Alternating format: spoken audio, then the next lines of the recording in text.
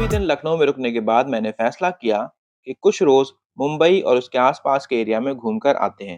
हालांकि पहले प्लान मैंने बनाया था कि मैं साउथ इंडिया जाऊंगा और वहां से आपके लिए कुछ वीडियोस लेकर आऊंगा। कुछ ऐसे कारण रहे कि मैं वहां नहीं जा पाया, लेकिन कोई बात नहीं, वहां भी हम जाएंगे और वहां की वीडियोस भी आपके लिए लाएंगे। फिलहाल तो ये है कि मैं मुंबई पहुंचा तो मैंने मुंबई में क्या-क्या किया, फिर मुंबई से मैं कहाँ गया और कैसे आया, ये सब बातें मैं आपके साथ शेयर करूंगा। लखनऊ से मैंने जब फ्लाइट बुक करने की कोशिश की तो अधिकतर फ्लाइट्स मुझे कनेक्टिंग ही दिखी। कनेक्टिंग इसलिए ज़्यादा दिखी क्योंकि वही मेरे बजट में थी। तो मैंने अपनी जेब का ध्यान करते हुए वाया दिल्ली की कनेक्टिंग फ्लाइट मुंबई के लिए बुक कर ली। लखनऊ एयरपोर्ट पर हमेशा की तरह ठीक-ठाक भीड़ थी। मेरी फ्लाइट रात 9:30 की थी।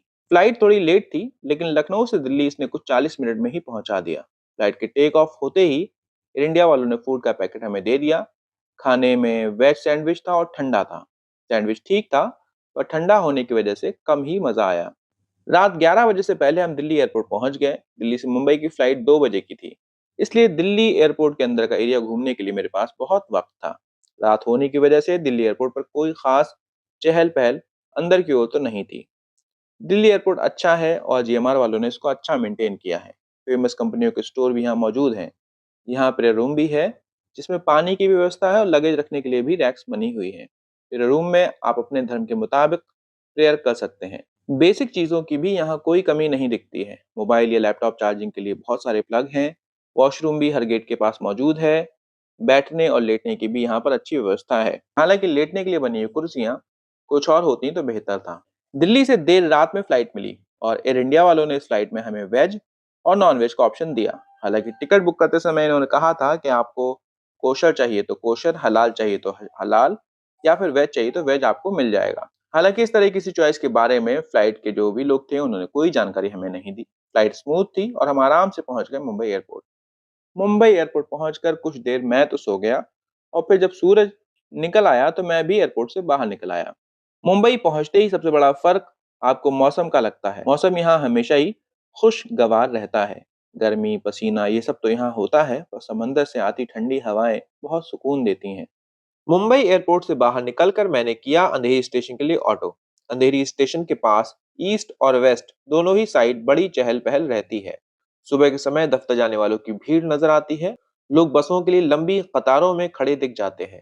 अंधेरी पहुंचकर पहले तो मैंने चाय पी और फिर अंधेरी से बोरीवली का ट्रेन टिकट लेकर लोकल ट्रेन पकड़ ली। बोरीवली स्टेशन पहुंचकर मैंने वेस्ट साइड का एग्जिट लिया। बोरीवली स्टेशन पहुंचकर सबसे पहले मैं गोराई बीच के लिए गया और गोराई बीच के लिए मैंने एक ऑटो ले लिया जिसने मुझे जेट्टी के पास छोड़ दिया। ये जेट्टी मुझे समंदर के दूसरी ओर लेकर जाएगी, वहां से मुझे फिर एक ऑटो लेना पड़ेगा।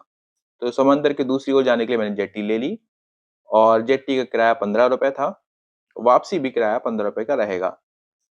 ऑटो वाले भी यहाँ पर फिक्स किराया रखकर बैठे हैं, यहाँ पर कोई मीटर वगैरह नहीं चला रहा है। आप अगर एक व्यक्ति हैं, दो हैं या तीन हैं, ऑटो वाला आपसे 100 रुपए ले लेगा और एक तरह से वो ऑटो आप बुक कर लेंगे। हालांकि वो आपके अलावा किसी अन्य यात्री को बैठाएगा नहीं, लेकिन अगर आप अकेले हैं तो आपको ये महंगा ही लगेगा।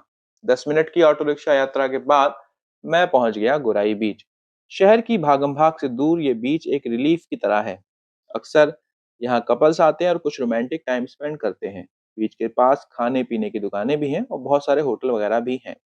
यहाँ अगर आप रोमांटिक टाइम स्पेंड करना है तो बहुत अच्छी बात है। यहाँ पर आपको कॉटेज वगैरह मिलते हैं, सब कुछ मिलते हैं। लेकिन अगर आप फैमिली के साथ आए हैं या फिर आपकी सिस्टर वगैरह के साथ आप जा रहे हैं, तो कई बार जो कमरा किराए पे उठाने वाले जो लोग हैं, जो होटल वाले हैं, वो बार-बार आपको बुलाते हैं और ऐसा लगता है जैसे कि उनको लगता है कि आप कपल्स हैं, तो फिर वो आपको उसी तरह से एंटरटेन करते हैं और बार-बार आपको कहेंगे आइए कमरा ले लीजिए, कॉटेज ले लीजिए।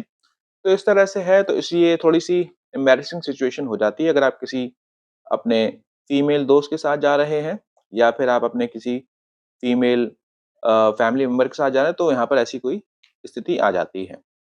लेकिन कोई बात नहीं है, इस तरह की बातें आम हैं, हो जाती हैं और आप उनको शालीनता से मना कर देंगे, समझा देंगे तो मान जाएँगे।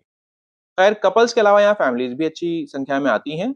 साथ ही कुछ हम जैसे लोग भी आते हैं जो सुकून की तलाश में यहाँ आते हैं और सुकून की तलाश में एक किनारे बैठकर समंदर का नज़ारा करते हैं। तो ये वीडियो आपको कैसा लगा हमें ज़रूर बताइए। हमारे चैनल को अगर आपने सब्सक्राइब नहीं किया तो कर लीजिए और बेल आइकन दबा दीजिए।